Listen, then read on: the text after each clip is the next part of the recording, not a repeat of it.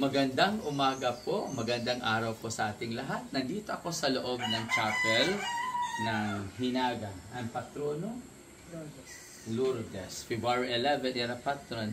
I am here with Dolores Gabiana, the president ng chapel. So right now, I am here because to inspire other people. Kasi alam ko, very active si Mana Dolores sa simbahan. So, Mana Dolores, can you tell to the world, sa lahat ng ating nanonood, are you enjoying and serving God?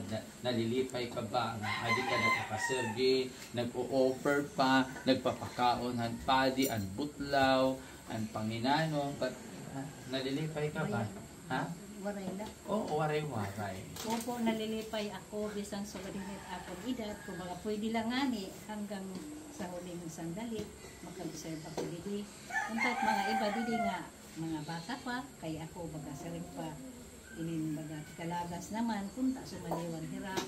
Lagi na din nga among lugar, kaya baga, pero damo ito narukuyan pag-serve ang simbahan. Thank you. Salamat.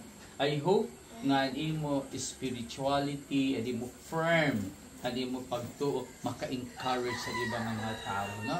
Nas kung pwede daw, you ma-extend at imo kinabuhi just to serve God, to serve the Lord. Wow! Salamat, ora-ora. Salamat din, Padre.